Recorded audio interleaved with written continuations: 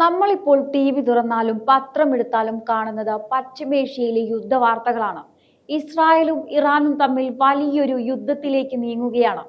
മിസൈലുകൾ ആകാശത്ത് നിന്ന് മഴ പോലെ പെയ്യുന്നു. സാധാരണക്കാരായ ജനങ്ങൾ ഭീതിയിലാണ്.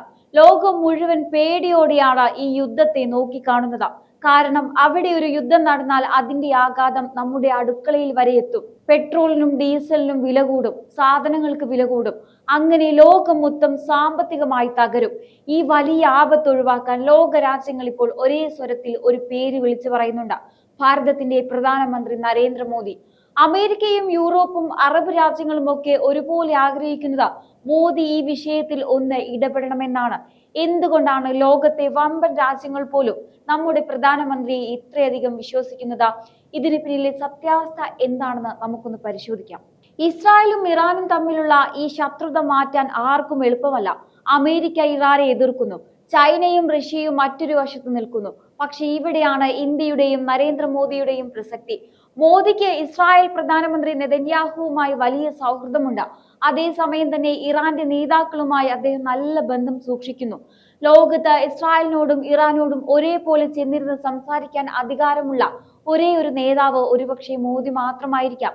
അമേരിക്കയിലെ വലിയ സൈനിക ഉദ്യോഗസ്ഥർ പോലും പറയുന്നത് ഈ യുദ്ധം നിർത്താൻ മോദി വിചാരിച്ചാൽ നടക്കുമെന്നാണ്. മോദിയുടെ ഒരൊറ്റ ഫോൺ കോൾ മതിയെന്നാണ് യുടെ പ്രതിനിധികൾ പോലും അഭിപ്രായപ്പെട്ടത്.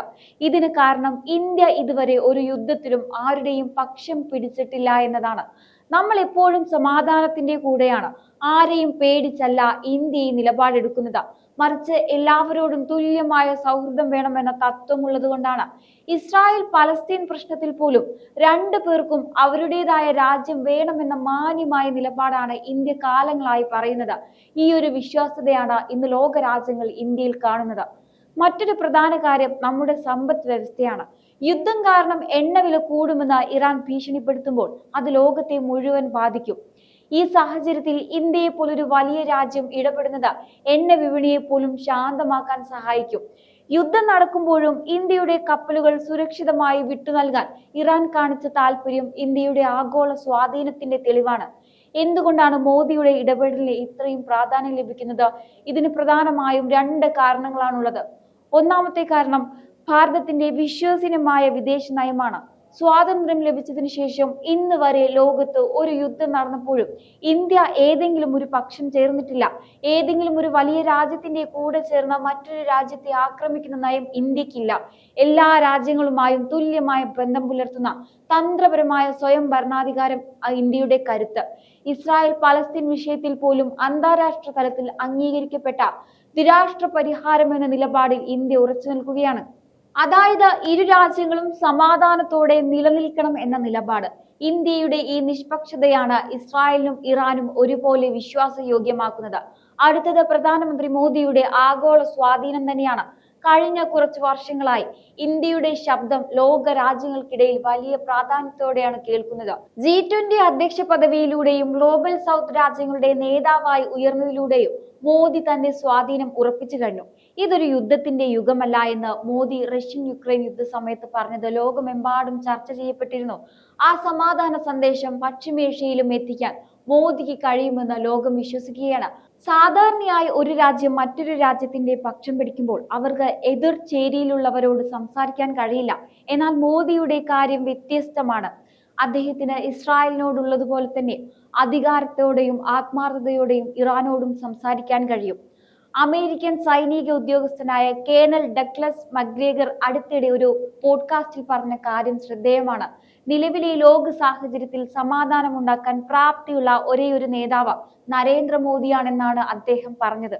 യുടെ പ്രതിനിധികളും ഇതേ അഭിപ്രായം പങ്കുവച്ചു. മോദിയുടെ ഒരൊറ്റ ഫോൺ കോൾ മതി ഈ യുദ്ധം നിർത്താനെന്ന് അവർ വിശ്വസിക്കുന്നുണ്ടെങ്കിൽ അത് പ്രധാനമന്ത്രിക്ക് ആഗോളതലത്തിലുള്ള സ്വാധീനത്തിന്റെ തെളിവ് തന്നെയാണ്. ഇതൊരു വൈകാരികമായ പ്രശ്നം മാത്രമല്ല, മറിച്ച് നമ്മുടെ എല്ലാം പോക്കറ്റിനെ ബാധിക്കുന്ന ഗൗരവകരമായ പ്രശ്നമാണ്. പശ്ചിമേഷ്യയിൽ യുദ്ധം കൊടുമ്പിരി കൊള്ളുമ്പോൾ ക്രൂഡ് ഓയിൽ അഥവാ കരി ഓയിലിന്റെ വില കുതിച്ചുയരുകയാണ്. ബാരലിന് $100 മുകളിൽ പോയ എണ്ണവില $200 ഇറാൻ ഭീഷണിപ്പെടുത്തുന്നത്. അങ്ങനെ സംഭവിച്ചാൽ ലോകം കണ്ട ഏറ്റവും വലിയ സാമ്പത്തിക മാന്ദ്യത്തിലേക്കാവും നമ്മൾ വീഴുക. ഇന്ത്യയെ പോലെയുള്ള ഒരു വലിയ ഉപഭോക്തൃ രാജ്യത്തിന് ഇത് വലിയ തിരിച്ചടിയാണ്. ഈ സാഹചര്യത്തിൽ ലോകത്തിന്റെ സാമ്പത്തിക ഭദ്രത ഉറപ്പാക്കാൻ മോദി ഇടപെടേണ്ടത് അനിവാര്യമാണ്. ഹോർമൂസ് കടലിടുക്കിലൂടെയുള്ള കപ്പൽ ഗതാഗതം പോലും തടസ്സപ്പെടുമെന്ന പേടി നിലനിൽക്കുമ്പോഴും ഇന്ത്യയുടെ കപ്പലുകളെ സുരക്ഷിതമായി കടത്തിവിടാൻ ഇറാൻ തയ്യാറായത് ശ്രദ്ധേയമാണ്. ഇത് കാണിക്കുന്നത് ഇറാൻ പോലും ഭാരതത്തെയും നരേന്ദ്രമോദിയെയും എത്രത്തോളം ബഹുമാനിക്കുന്നു എന്നാണ്. ഈ ബഹുമാനവും സ്വാധീനവുമാണ് സമാധാന ചർച്ചകളിൽ ഇന്ത്യയെ മുൻനിരയിൽ എത്തിക്കുന്നത്. നമ്മുടെ പ്രധാനമന്ത്രിയുടെ വാക്കുകൾക്ക് ഇന്ന് ലോകം അത്രമേൽ വില നൽകുന്നുണ്ട്.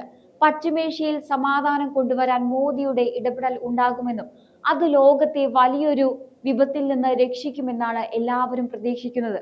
ഭാരതത്തിന്റെ ഈ വളർച്ചയും ലോകം നമുക്ക് നൽകുന്ന ഈ വലിയ അംഗീകാരവും ഓരോ ഭാരതീയനും അഭിമാനിക്കാവുന്ന ഒന്നാണ്.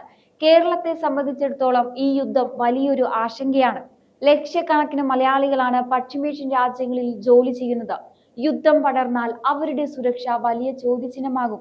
മുൻപ് യുക്രൈനിലും സുഡാനിലും കുടുങ്ങിയ ഇന്ത്യക്കാരെ ഓപ്പറേഷൻ ഗംഗയിലൂടെയും ഓപ്പറേഷൻ കാവേരിയിലൂടെയും സുരക്ഷിതമായി നാട്ടിലെത്തിച്ച മോദി സർക്കാരിന്റെ കരുത്ത് നമ്മൾ കണ്ടതാണ്. ആഗോളതലത്തിൽ മോദിക്ക് ലഭിക്കുന്ന സ്വീകാര്യത അവിടെയുള്ള നമ്മുടെ പ്രവാസികളുടെ സുരക്ഷ ഉറപ്പാക്കുന്നതിലും വലിയ പങ്കുവഹിക്കുന്നുണ്ട്. നമ്മൾ ഇന്ന് ചർച്ച ചെയ്ത ഈ കാര്യങ്ങൾ വിരൽ ചൂണ്ടുന്നത് ഒരു വലിയ സത്യത്തിലേക്കാണ്. ലോകം ഇന്നൊരു വലിയ മാറ്റത്തിന്റെ പാതയിലാണ്. ഒരു കാലത്ത് ലോക ശക്തികൾ എന്ന് നമ്മൾ വിളിച്ചിരുന്ന രാജ്യങ്ങൾ പോലും ഇന്ന് പശ്ചിമേഷ്യൻ യുദ്ധത്തിനു മുന്നിൽ പകച്ചു നിൽക്കുകയാണ്. അവിടെയാണ് ഭാരതം എന്ന മഹാരാജ്യവും നമ്മുടെ പ്രധാനമന്ത്രി നരേന്ദ്രമോദിയും ലോകത്തിന് ഒരു വലിയ പ്രതീക്ഷയായി മാറുന്നത്. ഇത് വെറും ഒരു രാഷ്ട്രീയ പുകഴ്ത്തലല്ല, മറിച്ച് ഇന്ന് ലോകം നേരിടുന്ന ഏറ്റവും വലിയ പ്രതിസന്ധിക്ക് ഒരു പരിഹാരം തേടിയുള്ള ആഗോള നേതാക്കളുടെ അവസാനത്തെ ആശ്രയമാണ്.